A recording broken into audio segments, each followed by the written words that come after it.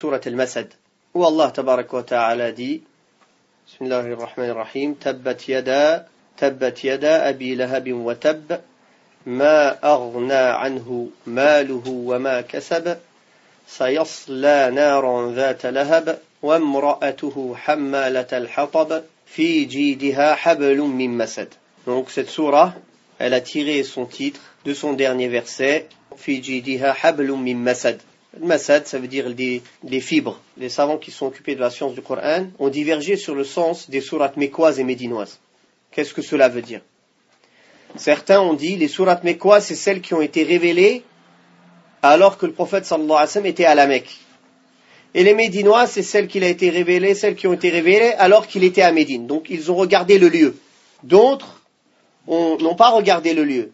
Mais on dit les sourates mécoises, c'est celles qui sont avant le hijra, peu importe où elle a été révélée. Et les sourates médinoises, ce sont celles qui sont après le hijra, peu importe où elle a été révélée. Par exemple, après le hijra, le prophète sallallahu alayhi wa sallam est revenu à la Mecque, comme on va le voir peut-être aujourd'hui. Il y a des versets qui ont été révélés. Est-ce qu'elles sont mécoises ou médinoises? Elles seront médinoises à al-qawl sahih. Car le plus juste, c'est de dire que les sourates mécoises, c'est celles les pré-égériennes. Tout ce qui s'est passé avant Hijratun Nabi sallallahu alayhi wa sallam. Et toutes les surahs qui ont été, ou les versets qui ont été révélés après la hijra, après l'égir du prophète sallallahu alayhi wa sallam, c'est les surahs médinoises. Non. Donc le Masad, c'est une surah pré-égérienne, c'est-à-dire mécoise. Certains savants ont donné un ordre de révélation des surahs. Il faut savoir que, barakallahu fikum, il y a des sourates qui n'ont pas été révélées en entier. Certaines sourates, c'est certains versets qui ont été révélés, puis d'autres, où elles ont commencé à être révélées à un moment, puis elles ont été complétées avec d'autres versets qui ont été placés par l'ordre d'Allah subhanahu wa ta'ala au prophète sallallahu alayhi wa sallam, dans telle sourate, dans tel endroit. L'ordre qu'on donne, c'est un ordre général, c'est pas un ordre précis. Certains donc voient que cette sourate, c'est la 6e sourate qui a été révélée dans l'ordre des sourates. Non.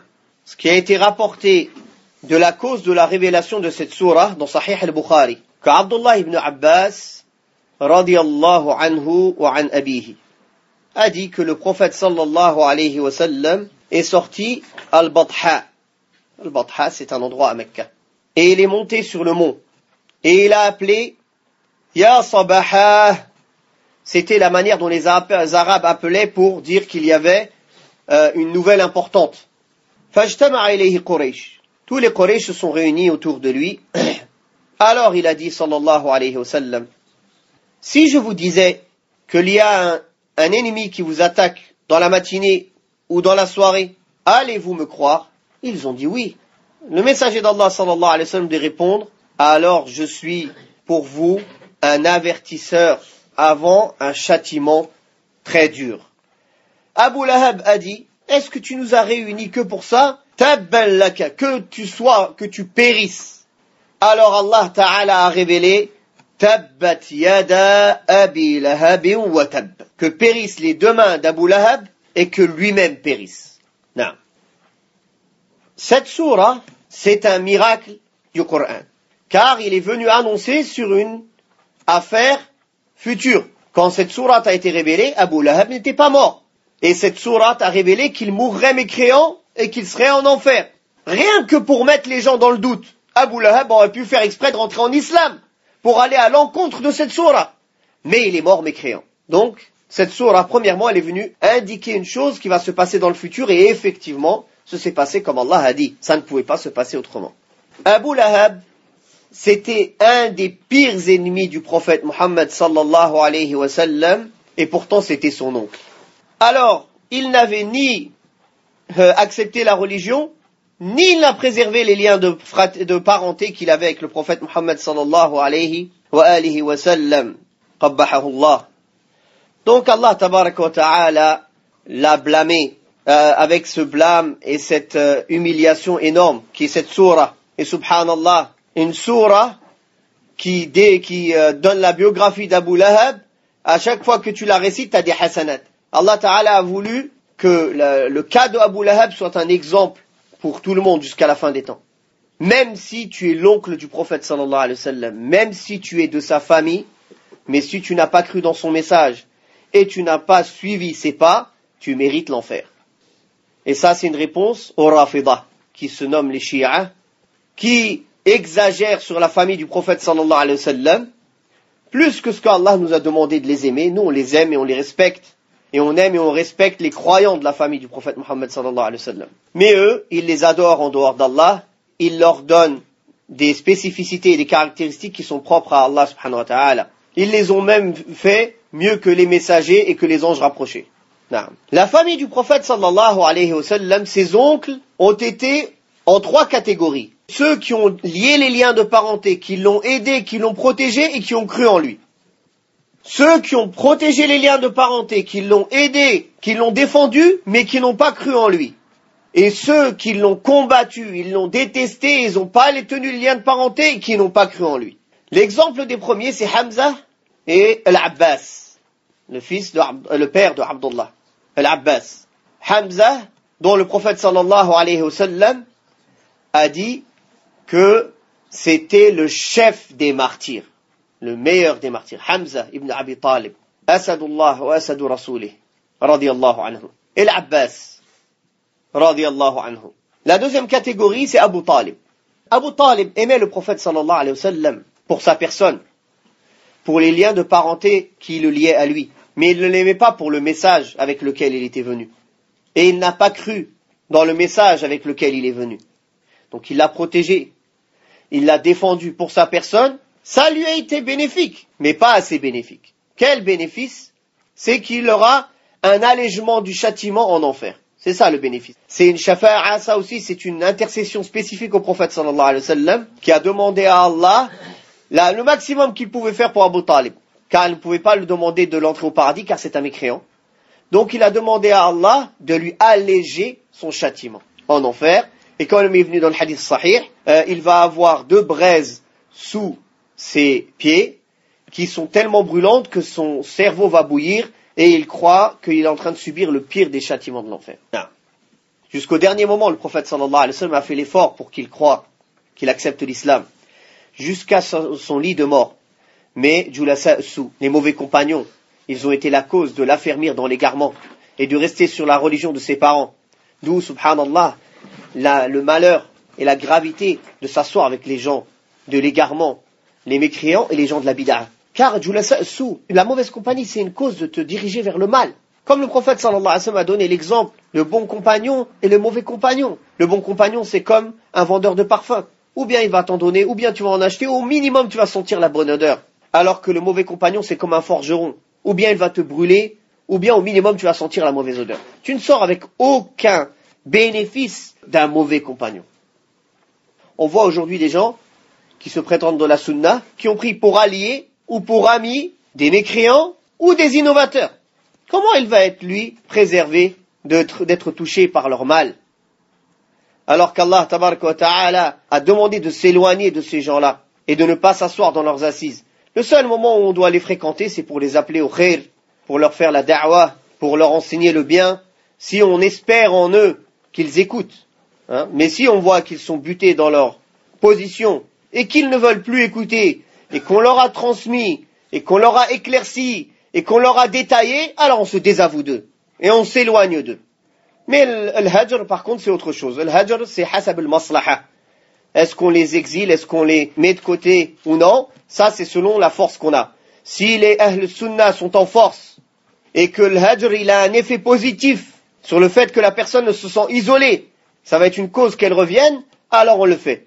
Si par contre, vous êtes 2-3 pèlerins, et vous faites le hajr, et au contraire, les gens qui pouvaient s'approcher de la sunna, ils vont avoir une mauvaise image de vous, et ils vont rien comprendre pourquoi vous faites cela, alors dans ce cas-là, il y a pas c'est pas la maslaha de faire le hajr. Donc ça revient à la maslaha et à la mafsada. On regarde s'il y a l'intérêt de faire le hajr ou non. Pourquoi on a parlé de ça? De Julasa Sou. Ceux qui sont venus, ils étaient autour du Abu Talib.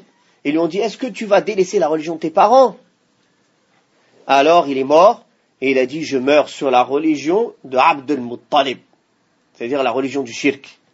Alors que le prophète sallallahu alayhi wa sallam, jusqu'au dernier moment, il lui a demandé de dire la ilaha illallah, il n'a pas accepté. Ça c'est aussi une réponse aux soufis, aux tijani et aux soufis qui disent que Abu Talib est au paradis, qui disent que le père du prophète sallallahu alayhi wa sallam est au paradis, alors qu'il y a un hadith sahih où une personne est venue voir le prophète sallallahu alayhi wa sallam et il lui a dit où est mon père? Il a dit il est en enfer. Après il a vu qu'il était triste, il l'a rappelé, il lui a dit mon père et ton père sont en enfer. Mon père et ton père sont en enfer. Donc comment le prophète sallallahu alayhi wa sallam il informe sur une chose de l'invisible qu'Allah Ta'ala lui a révélé et nous on vient on dit ils sont au paradis. Non. Car pour les soufis et comme aussi pour les rafidah, c'est les liens de sang qui sont plus importants. Ce n'est pas la foi et la vérité et les preuves, mais c'est les liens de sang. Quelqu'un qui est descendant du prophète sallallahu alayhi wa sallam, c'est impossible pour eux qu'il soit en enfer. Donc la troisième catégorie de personnes, c'est celui dont on parle dans cette sourate, Abu Lahab.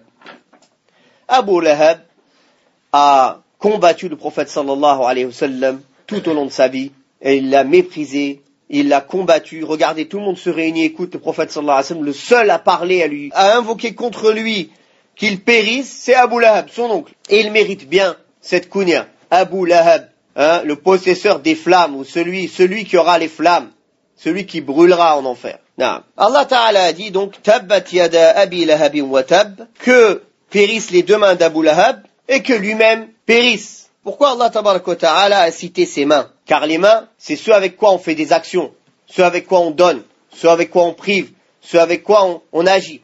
Donc c'est pour ça qu'Allah Ta'ala a cité ses mains, car c'est avec ça qu'il fait du mal, ou c'est avec ça qu'il aurait pu faire du bien. Donc ses deux mains sont maudites et périssent, et lui-même périt. Ma aghna anhu maluhu wa ma kasab. Sa fortune ne lui sert à rien, ni ce qu'il a acquis. Ça c'est des traductions approximatives, on va détailler. Ma aghna anhu. Les savants ont divergé, est-ce que ma ici, c'est dans le sens, est-ce que son argent et ses biens ils lui ont servi à quelque chose? Dans le sens, non. Allah il demande dans le sens, comme toi tu dis, ça t'a servi à quelque chose que t'as fait? Dans le sens, tu réprimes la personne. C'est une question pour réprimer. Ou bien ma arna nafiya, c'est-à-dire que ça lui a servi à rien. Dans les deux sens, ça revient au même. Sauf que le fait de demander, des fois c'est peut-être plus avilissant. Ah, ça t'a servi à quelque chose? Quand tu demandes à quelqu'un, ça t'a servi à quelque chose que t'as fait? La réponse, elle est dans la question, directement. Ma aghna anhu maluhu, c'est bien, tout ce qu'il possède, tout ce qu'il a accumulé, ça ne lui a servi à rien dans ce monde, car il n'a pas trouvé la bonne voie, et ça ne lui servira à rien dans l'au-delà, car ça ne le préservera pas du châtiment de l'enfer. Wama kasab, les savants ont donné plusieurs interprétations à Wama kasab, et ce qu'il a acquis. Comme il est venu dans les hadiths sahiha, que le kasb, tes enfants, ça fait partie de le kasb aussi, de ce que tu as acquis. Donc, wama kasab, ils disent, et ses enfants, sa descendance. Certains ont dit, wama kasab, ça veut dire sa descendance. Ni ses biens, ni sa descendance ne lui ont servi à rien. Mais sahih, c'est huwa a'am. C'est plus général que ça. Ça parle de sa descendance, ou de ses biens, ou de son argent, ou de tout ce qu'il a acquis, ou même de son honneur. Tout cela, ça ne lui a servi à rien, car il n'a pas trouvé le chemin de la guider dans ce monde, et ça ne le préservera en rien du châtiment d'Allah subhanahu wa ta'ala dans l'au-delà. Et tout ce qu'il a acquis, ça ne lui a servi à rien, cet argent et ces biens, cette honneur qu'il avait de peut-être parmi Quraysh, qui l'a poussé à transgresser et à s'enorgueillir, ça lui servira à rien. Sayasla naran dhata lahab. Ça veut dire que le feu, il va l'entourer de toutes parts. Et ici, sayasla naran, le signe ici, c'est proche. Bientôt, il brûlera dans un feu qui va l'entourer. Bien sûr, c'est bientôt, car ce bas monde, même s'il dure des siècles, ce n'est que peu par rapport à l'au-delà. Comme Allah tabaraka wa ta'ala a dit, quand on va leur demander combien ils sont restés qu'un moment de la journée, ou une après-midi, ou une matinée. Ça, c'est ce que les gens ils vont dire, combien ils sont restés sur terre. Donc, il est clair que c'est proche, le moment où il va brûler en enfer. Donc Allah Ta'ala, il a affirmé, certes, il va brûler dans un feu qui est plein de flammes, qui vont l'entourer et qui vont le brûler, et cette promesse est très proche. وَامْرَأَتُهُ حَمَّالَةَ الْحَطَبِ. De même sa femme, la porteuse de bois. Sa femme qui était Jamil, sœur de Abu Sufyan, qui avait un grand rang chez Quraysh, c'est la sœur de qui?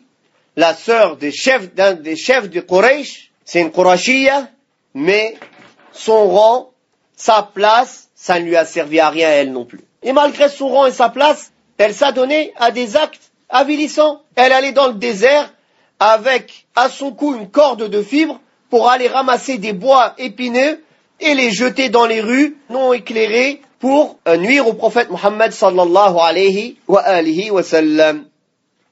Naam. Et elle portait cela donc sur son dos. Et aussi il est dit que à son cou une corde de fibres. Ça c'est ce qu'elle avait, comment elle utilisait une corde de fibre pour porter son bois. Mais aussi ils disent qu'en enfer, elle aura une corde de fibre à son cou qui va la mutiler. Sallallahu alayhi wa sallam wa al-afiyah. Naam.